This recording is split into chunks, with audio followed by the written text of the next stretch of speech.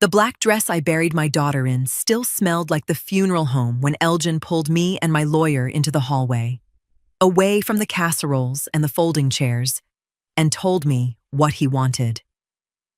Not what he was sorry for. Not what he missed about her. What he wanted. "We work together for everything," he said, straightening his jacket like he was about to close a business deal instead of standing 40 feet from his wife's open casket. "I want the company. I want the $350 million investment. I want the cars." I didn't answer him right away. I let the silence sit there between us, thick as the incense still clinging to the church air. And I watched his mouth keep moving without a single crack in his composure, like he'd rehearsed this in the mirror that morning. "My name is Delcy Johnson. I'm 64 years old, and until 3 days ago, I was just a grandmother who baked too much and asked too many questions about grocery prices. 3 days ago, my daughter Deja died, and by the time her body was cold, her husband was already dividing up what she built like a man reading a menu. My lawyer, Reginald Voss, stepped closer to me, his jaw tight enough to crack a tooth. "Elgin, this is not the time or the place." "It's exactly the time," Elgin said, and smiled at me, the kind of smile men give you when they think you're too old, too tired, and too grieving to fight back. "Delcy knows I'm right. Don't you, Delcy?" I looked past him instead of at him. Across the room, my grandson Jalen stood near the punch bowl in his little gray suit, 9 years old and too small for a room full of adults speaking in low, careful voices. He didn't know what Elgin had just said. He couldn't have, but he felt it. I watched his shoulders pull up toward his ears, the way they used to when his parents argued behind a closed door he thought he couldn't hear through. Before I go any further, if you're watching this with me right now, tell me where you're tuning in from tonight. I read every single comment, and tonight, I think I'm going to need the company. Voss turned to me the second Elgin walked away to shake hands with someone near the door, already smiling again like he hadn't just asked a grieving mother to hand over her daughter's life's work over deviled eggs. "Mrs. Johnson," Voss said quietly, "tell me you're not actually considering anything he just said." I didn't answer that either. I was watching Elgin's shoes instead.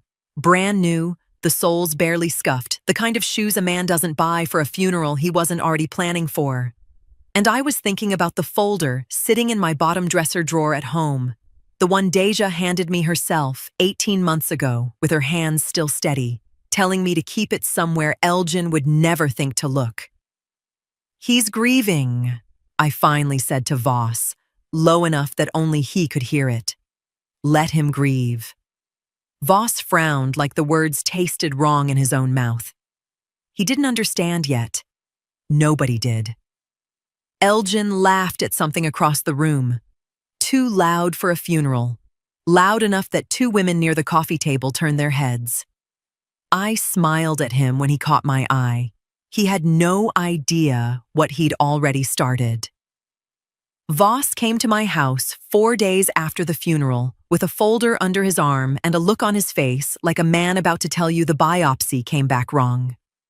I let him in, poured 2 glasses of sweet tea neither of us touched, and sat across from him at the same kitchen table where Deja used to do her algebra homework 30 years ago. "Elgin filed papers," Voss said, sliding the folder toward me without opening it. "Formal claim, company, investments, the vehicles. Everything he said at the funeral in writing now. He's not backing down, Mrs. Johnson." I nodded slowly and didn't touch the folder. "This isn't grief talking," Voss said, leaning forward, his voice dropping into the tone he used when he really needed me to hear him. "This is a man who already had a lawyer lined up before his wife's body was in the ground. We need to fight this in court. He's a scam, and I intend to prove it. I looked at my hands instead of his face. My knuckles have gotten thinner this past year, the skin looser over the bone, and I found myself studying them like they belonged to someone else. "What do you need from me to start?" I asked. Voss brightened at that, mistaking my question for surrender to his plan. "Everything," he said. "Every document. Tied to Ardmore. Every account. Every piece of paperwork from when Deja restructured things a couple years back. I already put in a request with the firm that handled her original filings." Something in my chest went very still. "Which firm?" I asked, keeping my voice light, the way you'd ask about the weather. "Whoever drew up the original trust language," Voss said, flipping through his notes. "I want to see exactly how she set things up before I build our argument." "You don't need to go digging through all that old paperwork," I said. "It'll slow you down chasing dust when the real fight is going to happen right here, in front of a judge, with what Elgin's already put in writing." Voss paused, pen hovering. "Mrs. Johnson, the original structure is exactly where our strongest ground might be.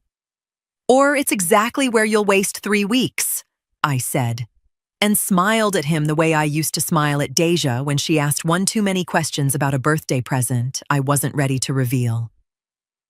"Let me pull together what I have here at the house. I'll get you everything you actually need."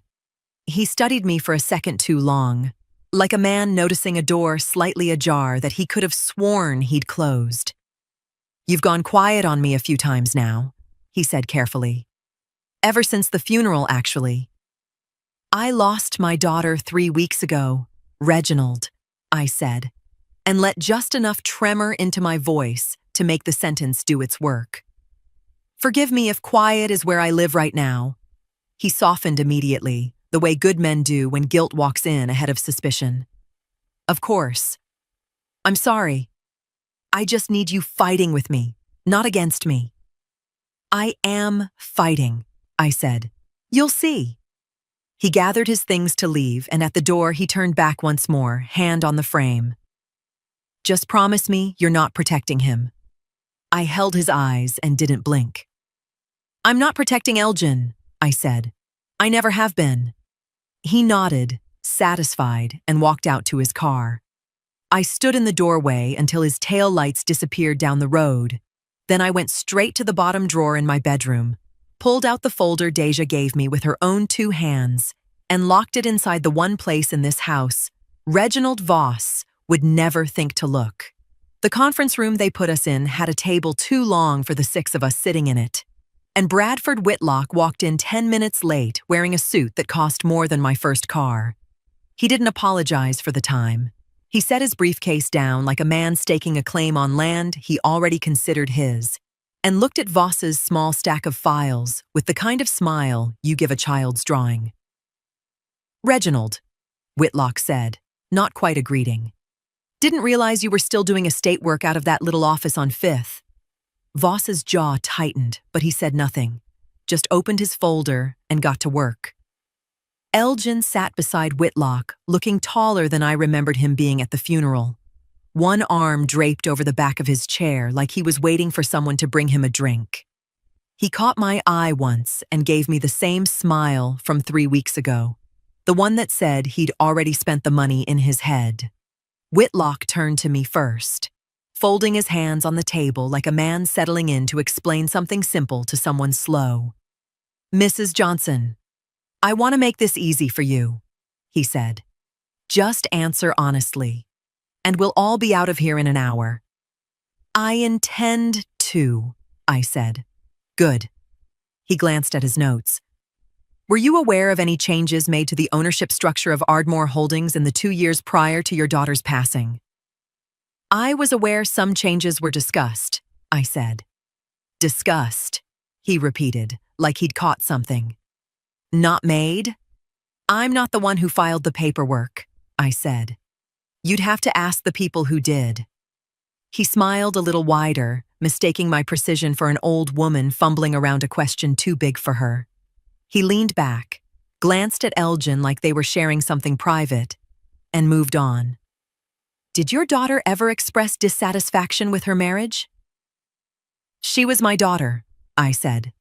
She told me many things. Did she express dissatisfaction? He said again, slower this time, like I hadn't understood the words the first time. I heard you the first time, I said. I answered the question you asked. Voss's pen stopped moving. He glanced at me sideways, the smallest flicker of something crossing his face, gone before Whitlock could catch it. Whitlock exhaled through his nose, the sound men make when they've decided you're not worth the effort of a real conversation. He asked 6 more questions after that, each one aimed a little wider, a little more careless, like he was casting a net he was sure would catch something eventually. Each time, I gave him exactly what he asked for, nothing more. By the end, he closed his folder with the satisfied look of a man who believed he just watched a confused old woman talk in circles for 45 minutes. "That'll do for today," he said, standing, buttoning his jacket. He looked at Elgin. "This won't take long." Elgin stood too, straightened his tie, and looked at me one more time on his way out. "No hard feelings, Delcy," he said. "You understand, don't you? Business is business." I folded my hands on the table and said nothing back. Voss waited until the door clicked shut behind them before he turned to me, something unreadable behind his eyes. "Mrs. Johnson," he said carefully, "you answered every question he asked without actually answering anything at all." I looked at him and let the silence stretch just 1 second longer than comfortable. "I answered exactly what was asked," I said. "That's all a deposition requires." I invited them all to Sunday dinner because grief makes people hungry for normal, even when normal isn't coming back. My sister Audie was there with her husband, my cousin Willa Dean, and her 2 grown boys. Voss, too, since I'd asked him to come straight from the office, still in his tie. Jalen sat at the corner of the table in his booster seat, pushing peas around his plate, small enough still that his feet didn't reach the floor. The talk had circled Elgin twice already, the way it always did now, everyone taking turns saying what they'd do if they were me. Willa Dean's oldest boy said he'd have Elgin's assets frozen by morning. Audie said she'd have already changed the locks. Voss, more careful, said the filing was moving forward and he expected a hearing date within the month. I set my fork down. "I've decided," I said, "to let him have it. All of it. The company, the money, the cars." The table went quiet the way a room goes quiet right before a storm breaks a window. "Delcy." Voss said my name like he was checking it still belonged to me. "You cannot be serious." "I'm completely serious," I said. "Give him everything. He's right to want it." Audie's fork clattered against her plate. Willa Dean's boys exchanged a look I wasn't supposed to catch. Jalen's small shoulders went stiff in his chair, his eyes darting from face to face the way children do when the adults around them stop making sense all at once. "He is not right," Voss said, his voice rising in a way I'd never heard from him, not once in 11 years of knowing the man. "He is trying to take everything your daughter built while she was barely cold in the ground. And you want to hand it to him?" "I want peace," I said. "I'm tired, Reginald. I buried my child. I don't have the fight in me he thinks I do."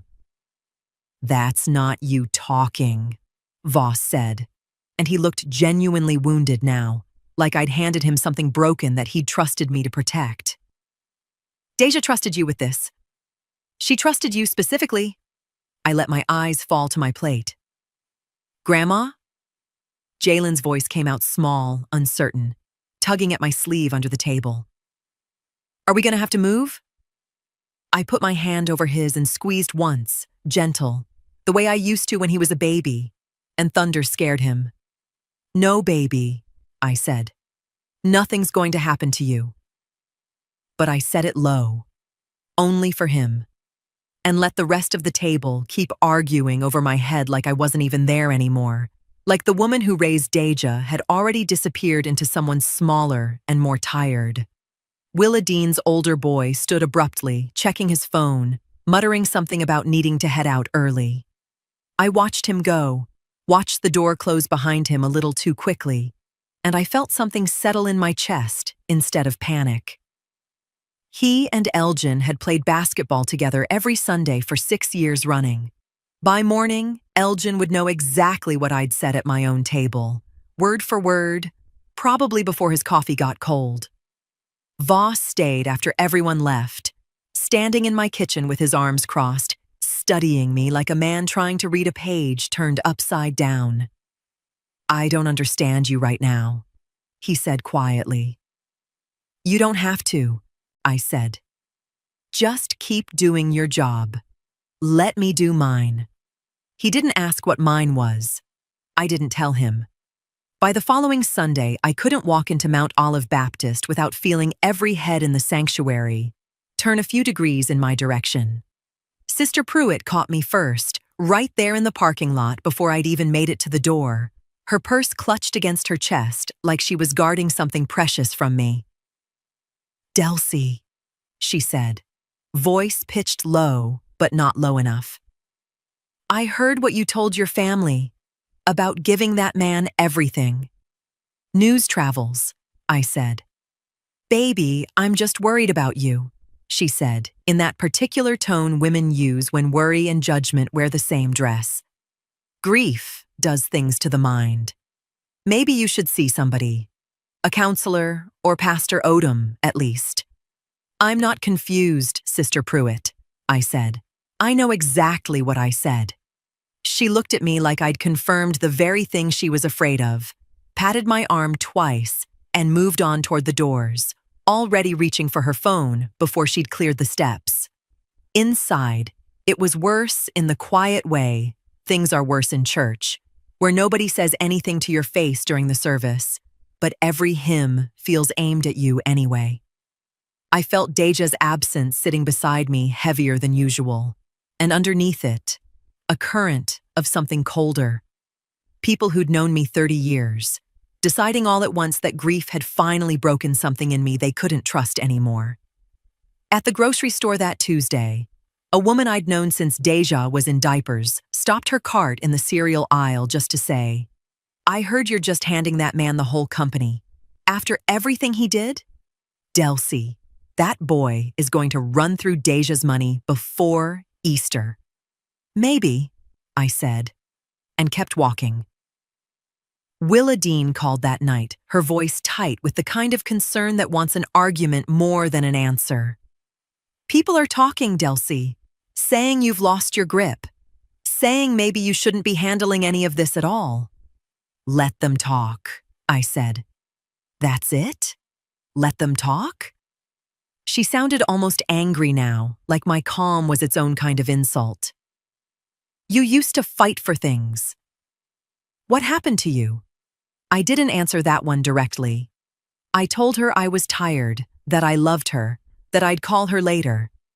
And I hung up before she could push further, because there wasn't an answer I could give her yet that wouldn't cost me everything I'd built quietly these past weeks.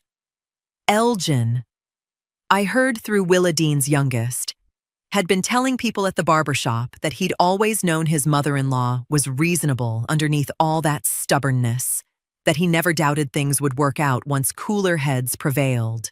He was, by every account, in high spirits, generous with drinks, loud with his laughter. Let him be loud, I thought. Loud men rarely check their pockets until they've already reached for their wallet and found it empty.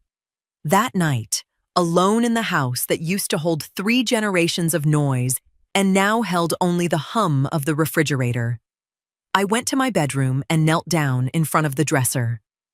I pulled the bottom drawer all the way out, reached behind it to the small space Deja and I had built into the frame ourselves one quiet afternoon 18 months before she got sick, and I took out the folder.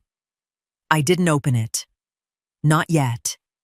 I just held it against my chest for a long moment, feeling the weight of it, and thought about how much longer I'd need to let the whole town believe I'd lost my mind before I let them see exactly what I'd been protecting all along. Voss called me the evening it happened, his voice carrying the particular exhaustion of a man who just watched something slip through his fingers. "I made the offer," he said. "Exactly the number we discussed. Full and fair under the statute, more than generous given the circumstances. Standard language too, same conditions attached to any settlement like this. Nothing unusual." "Tell me how it went," I said. He exhaled hard enough that I heard it through the phone. Elgin looked at it for almost 30 seconds. "I thought we had him, Delcy. I really did."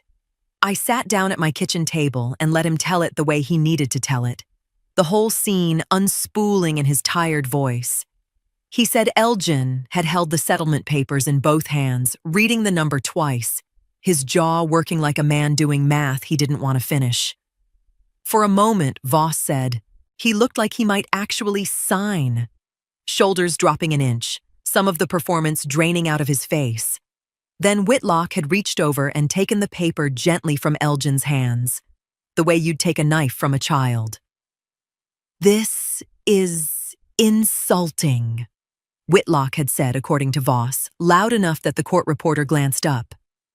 "You understand the value of what your client's late wife built? This number is a fraction of what any reasonable court would award a surviving spouse. It's the amount required by statute," Voss had told him. "It reflects the law, not a negotiation position. The law is a floor, not a ceiling," Whitlock had said, and smiled the way he always did, like he was the only one in the room who understood the real game being played. He'd turned to Elgin then, dropped his voice into something warmer, more private, the tone of a man selling a dream instead of representing a client. "Elgin, they're offering you scraps because they think grief's made you soft. You built a life around that company for 13 years. You don't walk away with a fraction of what's yours." Voss said Elgin's hand had actually trembled, just slightly, hovering over the signature line. "Don't sign anything today," Whitlock had said. "Let me show you what this is really worth." And that had been the end of it. Elgin set the pen down, stood, buttoned his jacket, and walked out without another word. Whitlock's hand resting on his shoulder the whole way to the door, like a man steering a car he no longer trusted the driver to handle alone. "He almost took it," Voss said to me now, frustration cutting through the phone line. 30 more seconds, and we'd have been done with this whole thing quietly, cleanly, and instead, that man talked him right back into a fight none of us need. "That's unfortunate," I said. "Is it?" Voss said, something sharper creeping into his voice. "Delcy, you don't sound surprised."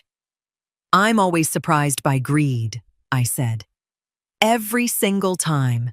You'd think I'd learn." He was quiet for a moment on the other end, and I could hear him deciding whether to push further, the way he'd been deciding it more and more these past weeks.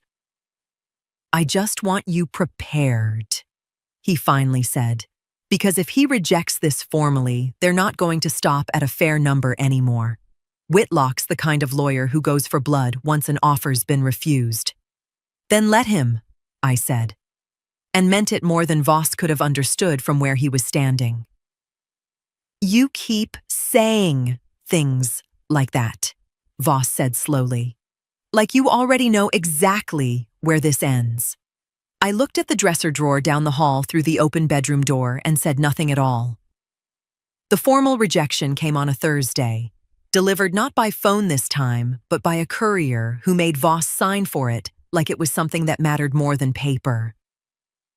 Voss called me within the hour, and this time there was no exhaustion in his voice at all, only a hard, clipped edge I hadn't heard from him before. "He didn't just reject it," Voss said. "He filed a motion, Delcy. Whitlock's challenging your standing as trustee. He's asking the court to question whether you have any legal authority to control the estate at all." I sat with the phone against my ear and looked out the kitchen window at the bird feeder Deja had bought me 3 Christmases ago, half empty now, needing to be filled. On what grounds? I said, not really a question. He's arguing you're not a neutral party, that your relationship to Jalen creates an inherent conflict of interest, that you stand to benefit from controlling assets meant for your own grandson, and that the court should consider removing you and appointing someone independent to oversee everything until this is resolved. That's ambitious, I said. It's reckless, Voss said. It's the kind of motion you file when you're trying to blow up the whole table because you didn't like your hand. He's not fighting for a bigger settlement anymore. He's trying to take the whole board off you entirely. I thought about Elgin sitting in Whitlock's office, nodding along to whatever version of confidence Whitlock had sold him this time, certain that the mother-in-law who baked pies and asked about church attendance couldn't possibly outposition a man in a suit that expensive. What does this mean practically? I asked. It means a hearing, Voss said. It means we have to formally argue why you should remain trustee. It means he's turned this into something bigger and slower and uglier than it needed to be. And I don't understand why you don't sound more concerned about that. I'm concerned, I said, which was true, though not in the direction he meant. Are you? Voss said. And there was something almost pleading underneath the frustration now. Because ever since that dinner, Delcy, I feel like I'm fighting a war for a woman who already decided how it ends. I didn't answer that right away. Outside, a cardinal landed on the empty feeder, hopped along the edge twice, found nothing, and flew off toward the tree line.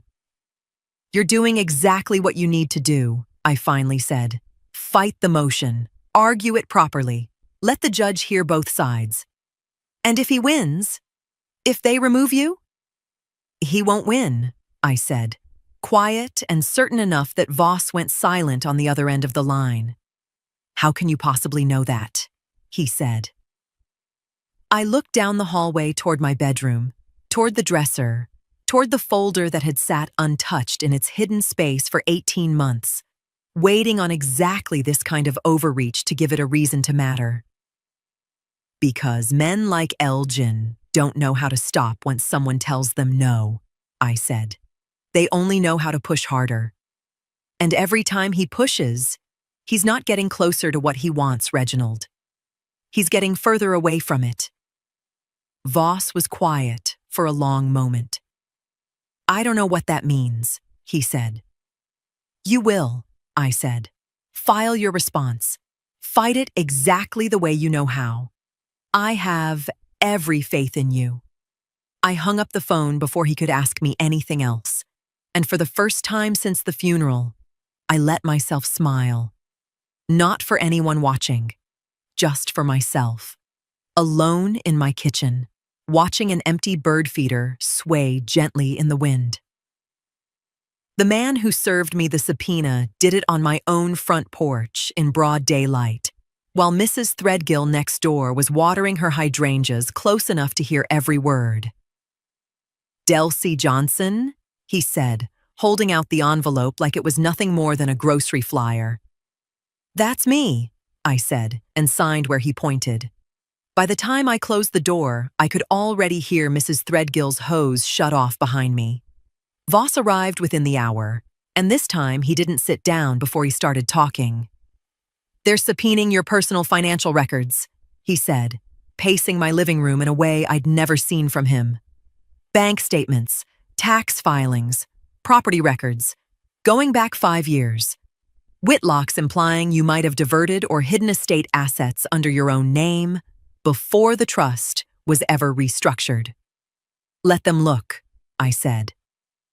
Delcy, this isn't a small thing, Voss said, stopping in front of me. Once this becomes part of the public record, people are going to hear the word hidden assets next to your name, and they are not going to wait around for the full context. They're going to assume the worst. He was right. and it happened faster than even he expected.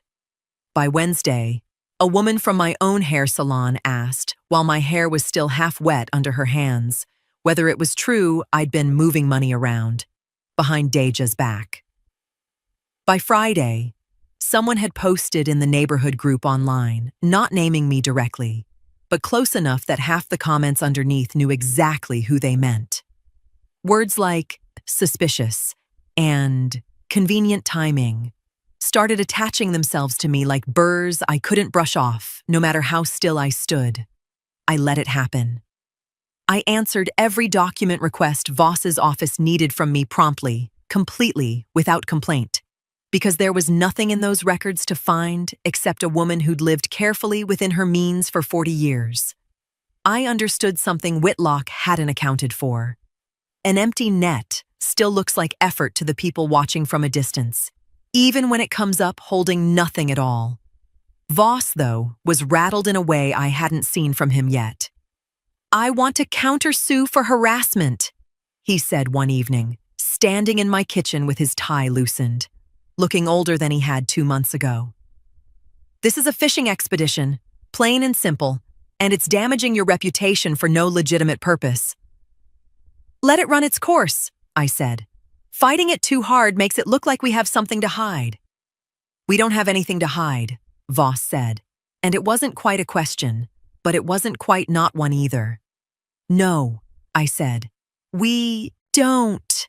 He studied me a moment longer than I liked, then gathered his coat and left. And I stood alone in my kitchen wondering how long I could keep answering him with true sentences that still weren't quite the whole truth. The next afternoon, Jalen came home from school, quieter than usual, his backpack dragging slightly off one shoulder. I asked him what was wrong while I set his snack down in front of him. He didn't look up from the table. "Some kid said his mom said you stole money from Aunt Deja," he said, voice small and flat, like he was reporting something he didn't understand but knew was bad. "Is that true, Grandma?" I set the plate down slowly and reached for his hand. "No, baby," I said. "It's not true." He looked up at me then, 9 years old, and searching my face the way children do when they're deciding whether to believe you or the whole rest of the world. "Then why does everybody keep saying it?" I didn't have an answer ready for him, not one a 9-year-old could carry without breaking something in himself. And for the first time since the funeral, I felt the weight of what I was asking this family to endure settle heavy and real across my shoulders. Voss showed up at my door before 8 in the morning, still in yesterday's shirt, holding a document like it might burn his hand. "He wants you removed," he said, before I even had the door fully open. "Not just challenged, removed.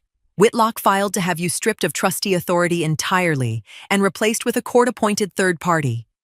I let him in, poured coffee, neither of us drank, and read the filing myself at the kitchen table while Voss paced behind me. The argument was simple and on paper, almost reasonable. I was Jalen's grandmother. I stood to influence how the estate was managed on his behalf. And Whitlock argued that made me inherently biased, unfit to serve as neutral trustee over assets meant to protect a child. He wanted an independent trustee installed instead. Someone with no blood tie to anyone involved, someone who could, in theory, be negotiated with in ways I couldn't. "If the judge grants this," Voss said, "everything opens back up. Every protection built into that trust gets reconsidered by someone who's never met your daughter, never met Jalen, never met any of us. It could take months. It could go any direction." For the first time since the funeral, I felt my hands not quite steady around my coffee cup. "He's not fighting for money anymore," I said quietly. "He's fighting to take the one thing standing between him and Jalen's future. Delcy." Voss sat down across from me, and for once his voice wasn't urgent, just tired and honest. "I have to ask you to fight this one all the way. No holding back. No strategy I don't understand. If we lose this hearing, I don't know what happens next." I nodded, because for the first time, I wasn't entirely sure myself how far Whitlock was willing to push. And that uncertainty sat cold in my chest in a way none of his earlier moves had managed to reach. That evening, Jalen found me in the kitchen while I was pretending to read the mail. "Am I going to have to go live somewhere else?" he asked, so quietly I almost missed it. I set the mail down. "Why would you ask me that?" "Marcus at school said his dad's a lawyer, and he said when grown-ups fight about trustees, sometimes kids get taken to go live with somebody the court picks instead." His chin trembled, just slightly, fighting something 9-year-olds aren't supposed to have to fight. "Is that gonna happen to me?" I pulled him into my lap, even though he'd gotten too big for it months ago, and held him the way I used to when thunder scared him, feeling his small heart beating too fast against my chest. "No, baby," I said. "Nobody is taking you anywhere. I promise you that." "But what if the judge says—" "The judge isn't taking you from me," I said, firmer now, cutting through his fear before it could root any deeper. "I need you to trust me on this one thing, even when you don't understand why." He nodded against my shoulder, not fully convinced, and I held him a little longer than I needed to, feeling something in me crack quietly where no one could see it. Not fear for myself, but a fresh, sharp fury that Elgin had let this reach my grandson at all, had let his greed brush up against a 9-year-old's sense of safety in the world. I kissed the top of Jalen's head and looked over it toward the hallway, toward the bedroom, toward the drawer. Whatever restraint I'd been holding on to these past weeks thinned considerably that night. I found out about the witness the same way most of the county did, from the local news segment that played twice on the 6 o'clock broadcast before Voss ever got me on the phone. A man named Tobias Sumrall, who'd worked in Ardmore's shipping division some years back, stood outside the courthouse steps in a suit that looked borrowed and told a reporter that Deja had personally promised her husband a permanent executive position and an equity stake in the company, long before any of this trust business ever came up. The anchor was careful to note the claim was unconfirmed, attributed only to statements made by Elgin Bellamy's legal team. But by the second time the segment aired, the careful part had mostly fallen away in people's minds. Voss called within minutes, his voice tight in a way I hadn't heard since the subpoena. "He's saying Deja made verbal promises to Elgin," Voss said, "that she intended for him to have real ownership and a leadership role, and that whatever changes she made to the estate contradicted what she'd actually wanted for her marriage. Whitlock's already filed to have him deposed formally, and he's talking to every news outlet who'll put a microphone in front of him." "Do you believe him?" I asked, keeping my voice even. "I don't know what to believe anymore," Voss admitted, and there was something almost raw underneath the words.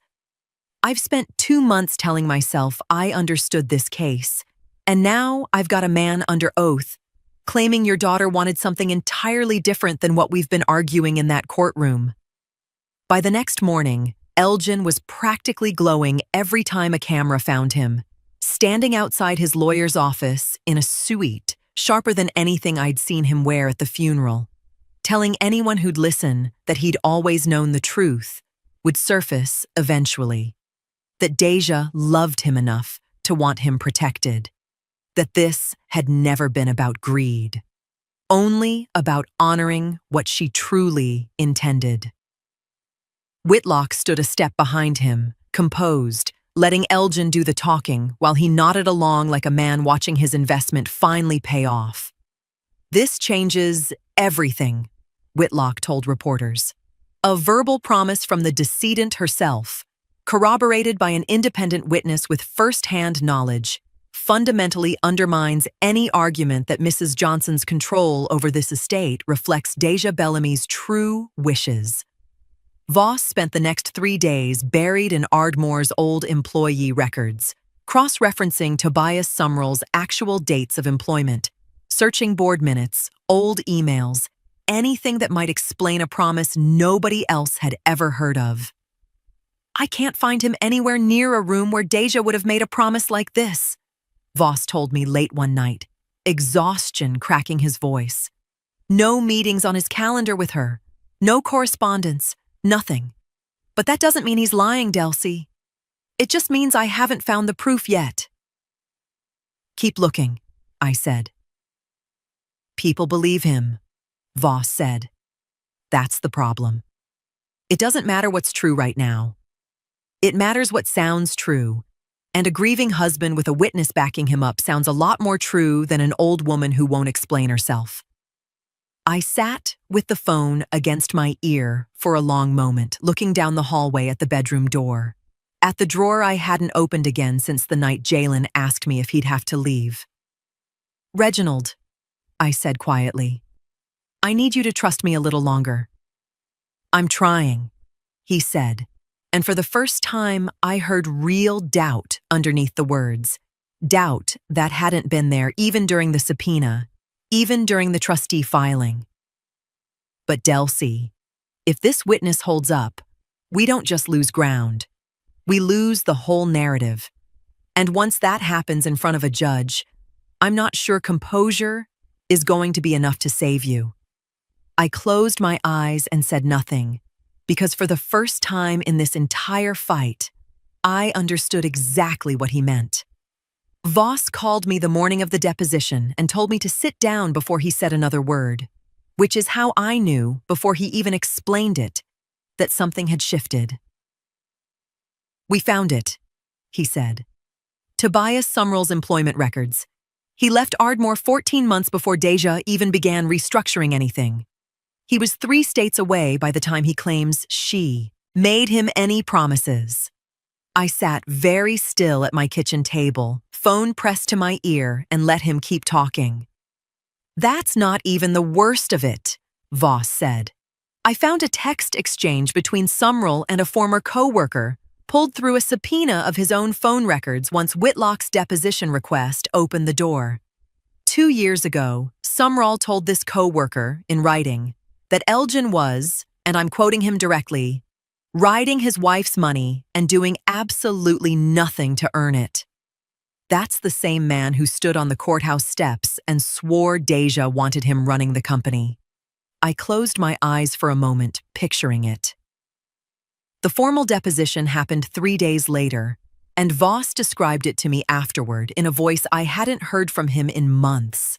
Steady, almost light, a man who'd finally gotten his footing back under him. He said Sumrall had barely lasted 10 minutes once Voss laid the employment dates on the table in front of him, calm and unhurried, letting the numbers speak for themselves. Sumrall stammered something about misremembering timelines, about assuming rather than confirming, about maybe having heard it secondhand, rather than directly. When Voss produced the text message, Sumrall's lawyer had asked for a recess before his client even finished reading it. Whitlock, Voss said, had sat through the entire thing with his jaw tightening by degrees, saying nothing, taking notes he probably didn't need. The posture of a man watching his own strategy dissolve in real time in front of the very cameras he'd invited in the week before. By that evening, the same news outlets that had run Sumrall's triumphant courthouse interview were running a very different story. One about a discredited witness, a fabricated timeline, and a legal team now facing serious questions about the credibility of their entire case. Elgin, when reporters caught him leaving the courthouse, didn't look glowing anymore. Voss said his jaw was set tight, his eyes hard, and when a reporter asked directly whether the witness had lied, Elgin had snapped back that the timeline was a technicality, that the truth of what Deja wanted hadn't changed just because one witness got some dates wrong. He's not backing down, Voss told me. If anything, he's angrier now. He told the reporter this case isn't over, that people underestimate what he's owed, and that he's not walking away from what's his, no matter how many technicalities they throw at him. Of course he isn't, I said. You don't sound surprised, Voss said, and there was something almost amused now creeping into his exhaustion, the first real levity I'd heard from him in this entire fight. You've said that same thing to me about 4 times now. Because it keeps being true, I said. Every single time. Well, Voss said, for whatever it's worth, we got a real win today. First one that felt clean. You did good work, Reginald, I said, and I meant it fully, even knowing what I knew, even holding what I was still holding quietly behind a locked drawer at the end of my hallway. Feels good, he admitted. Feels like maybe we've actually got a fighting chance now. I let him have that feeling a little longer before I said goodnight, because he'd earned every second of it, and because he still had no idea the fight he thought he was winning wasn't the one that would actually decide anything at all. The next hearing hadn't even started when Whitlock stood up and asked the judge for permission to make a statement, and I understood within the first sentence that he'd stopped fighting Elgin's case and started fighting mine instead. Your Honor, he said, the court should consider the timing of these estate changes far more carefully. Deja Bellamy restructured this trust while gravely ill, under the close and constant guidance of her mother, a mother who now stands to control every asset in question. We believe Mrs. Johnson used her daughter's declining health and emotional vulnerability to isolate her from her husband and secure control for herself. The room went still in a way I felt in my back teeth. Voss shot to his feet, objecting sharply, but the words were already out, already being written down by 2 reporters in the gallery, already becoming the headline that would run by evening. I sat with my hands folded in my lap and did not move. By that night, the story had legs of its own. A local anchor read it almost verbatim. Questions raised over whether an elderly mother manipulated her dying daughter's estate, and underneath every online post about it, strangers argued back and forth about whether I was a grieving grandmother or something colder wearing her face. Willa Dean called first, her voice shaking in a way I hadn't heard from her before.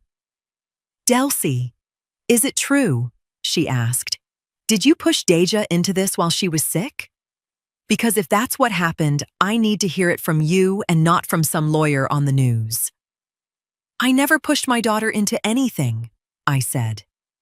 Then why won't you just say what actually happened? Willa Dean pressed. Why do you let people believe the worst instead of just telling the truth? I didn't have an answer that wouldn't cost me everything, so I gave her silence instead. And I heard something close in her voice, something that sounded like disappointment settling into certainty. Audie stopped calling entirely. Sister Pruitt, at church that Sunday, didn't meet my eyes once during the whole service, and 2 women I'd known since Deja was small got up and moved 3 rows back the moment I sat down, as if whatever I might have done could spread like something contagious. Even Jalen came to me that evening, his small face pinched with a question he clearly didn't want to ask. Grandma, he said, did you make Aunt Deja do something she didn't want to do? I knelt down in front of him, took both his hands in mine, and looked at him steady. Everything I have ever done, I said. I did, because your mama asked me to. Do you understand that? Every single thing. He studied my face for a long moment, the way children do when they're trying to decide if the truth is sitting right in front of them. Okay, he said quietly, and hugged me, though I felt the smallest hesitation in it that hadn't been there the week before. That night, alone, I sat in the dark kitchen long after everyone had gone to bed, and let myself feel the full weight of it. Not fear, not really, but something heavier and lonelier, the cost of carrying a truth nobody else was allowed to see yet, while the whole world decided I was the villain of my own daughter's death. I thought of Deja's hands, steady and certain, placing that folder in mine 18 months ago. I thought of her voice telling me exactly what to do and exactly when to do it. I straightened my shoulders in the empty kitchen and reminded myself of the only thing that mattered now. It wasn't much longer. The courthouse steps were colder than I expected for a morning in late spring, and I stood at the bottom of them for a moment longer than I needed to. Just breathing. Just letting the air settle in my chest before I climbed toward whatever waited at the top. Voss met me at the door, and one look at his face told me everything about where his head was that morning. "I want you to know," he said quietly, straightening his tie for the third time in as many minutes, "that whatever happens in there today, you did not make this easy for me. And I still don't fully understand half the choices you've made these past months, but I fought this as hard as I know how to fight anything." "I know you did," I said. "I just want you prepared," he said, and his voice cracked slightly on the last word, "for the possibility that it isn't enough. After everything, the accusation, the way it's turned public sentiment, the momentum he's built back up since the witness fell apart, I don't know which way this goes today." I put my hand on his arm. "Reginald, whatever happens in there, you did right by me and right by my daughter. Hold on to that." He looked at me strangely, like a man hearing a eulogy before anyone had died, but he didn't have time to ask what I meant, because Elgin and Whitlock were already coming up the steps behind us, and Elgin was laughing at something, loose and easy, the laugh of a man already tasting a meal that hadn't been served yet. "Delcy," Elgin said as he passed, tipping an imaginary hat in my direction. "You ready to finally end this?" "I am," I said. "Good," he said, grinning wider, "because I am too." Whitlock didn't even look at me. He walked past like I was furniture he'd already accounted for in his calculations, already moved past in his mind. A problem so thoroughly solved, he no longer needed to acknowledge it existed. Inside, the courtroom filled slowly. Willadine near the back, arms crossed, her earlier accusations still sitting unresolved. Between us. Audie 2 rows behind her, not quite meeting my eyes. Jalen wasn't there. I'd asked Voss's assistant to keep him home with a sitter, spared from whatever version of this day was about to unfold.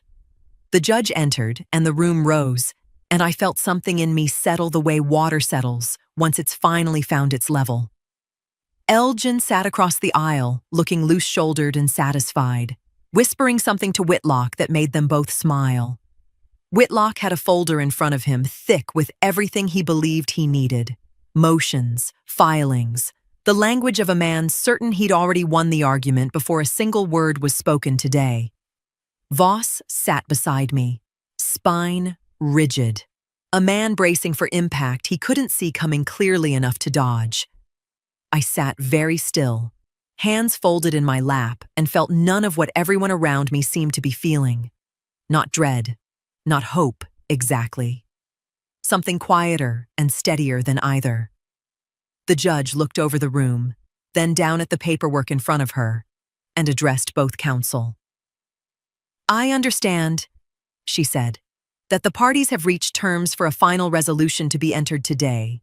Mr. Voss, Mr. Whitlock, is that correct?" Voss glanced at me, uncertainty flickering behind his eyes.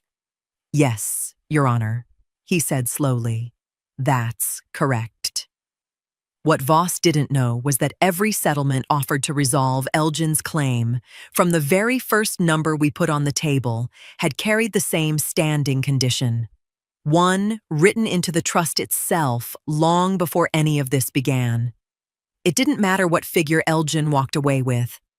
What mattered was how he got there, and whether taking it meant he'd stopped fighting or simply won the fight on paper while losing something he couldn't yet see.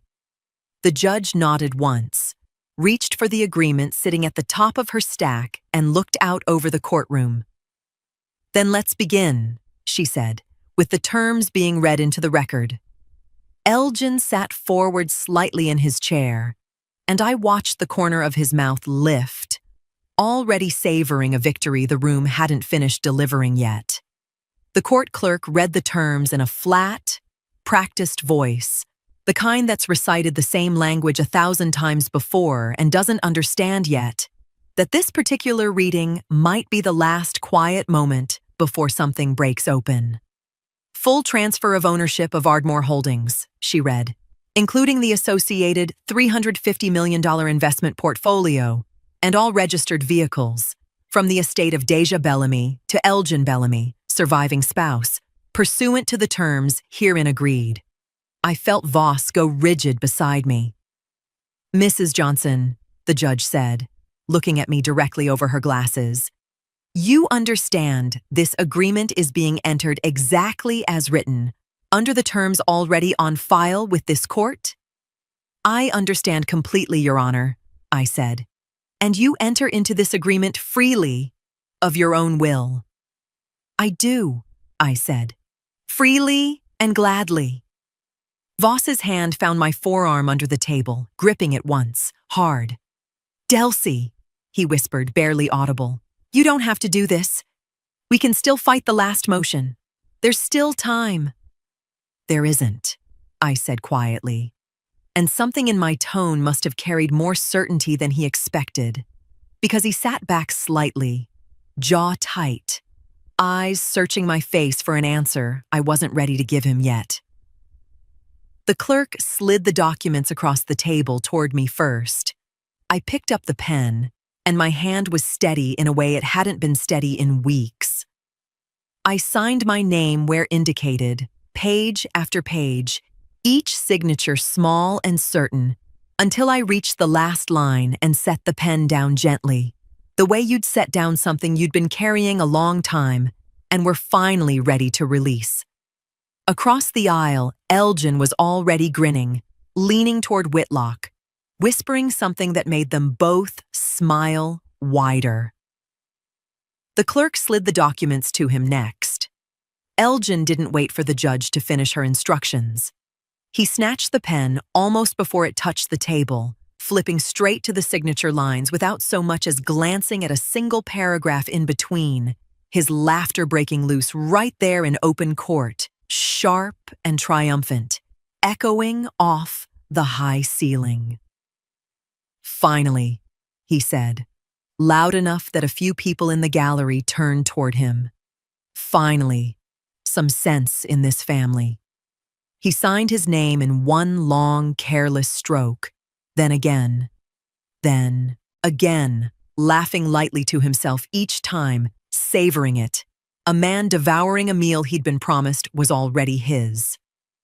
"Objection," Voss said suddenly, rising halfway out of his seat, his voice cutting sharp through the room. "Your Honor, I need a moment with my client before this is finalized. Something about this—" "The agreement has already been signed by both parties, Counselor," the judge said, not unkindly, but final. "It's entered into the record." Voss sank back down slowly, staring at me like a man trying to read a language he'd studied for years and still couldn't translate in the moment he needed it most. Elgin stood, buttoning his jacket, still grinning, and looked at me one last time across the aisle. "No hard feelings, Delcy," he said, echoing his own words from months ago, like he found something delicious in repeating them now. "Business is business." I looked at him and said nothing, and for the first time since Deja died, I felt something in my chest unclench completely, a stillness settling over me that had nothing to do with defeat. Whitlock was already gathering the paperwork into his briefcase, satisfied, unhurried, in no rush at all to read anything he already believed he understood. The judge called for a short recess before the final entries would be processed. Elgin walked out of that courtroom still laughing under his breath, and I watched him go. And I did not stop him. The recess was supposed to last 15 minutes. It was closer to 40 before the courtroom doors opened again, and by then, something in the air had already changed. I stayed in the hallway with Voss, who hadn't stopped watching me with that same searching look since the signatures went down. Neither of us said much. There wasn't anything left to say that wouldn't have sounded like a confession or an accusation, and I wasn't ready to give him either one yet. Whitlock had stayed behind in the courtroom to review the finalized file before it went to processing. A formality, nothing more. The kind of thing lawyers do out of habit rather than necessity. Voss told me later that Whitlock had been the one who insisted on it, wanting the full trust documentation attached to the settlement for his own records, a box he needed checked before he could call this case closed and move on to the next one. That box was the last mistake he made in this whole affair. Through the small window in the courtroom door, I watched him sitting alone at the table, flipping through pages he'd never actually needed to read before today, moving faster the deeper he went, until he stopped completely on one particular page and went very still. He read it twice. I could tell, even through the glass, by the way his shoulders dropped and his hand came up slowly to rub across his jaw.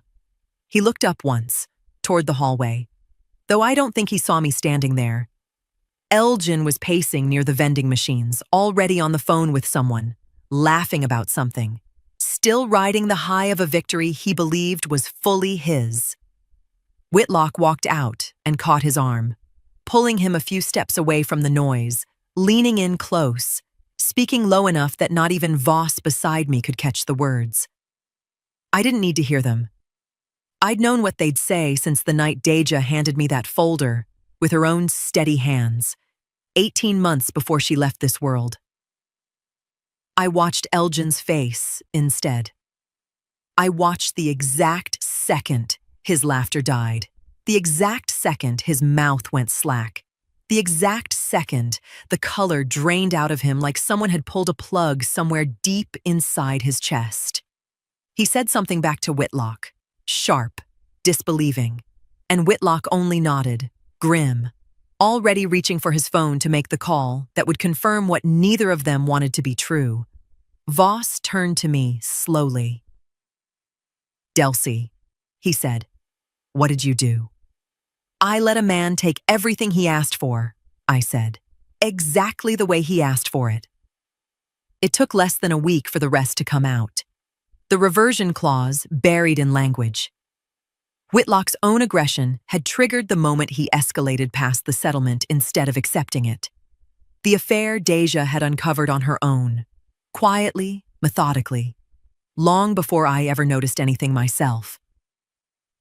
The money drained slowly out of accounts, meant for a family, not one man's second life.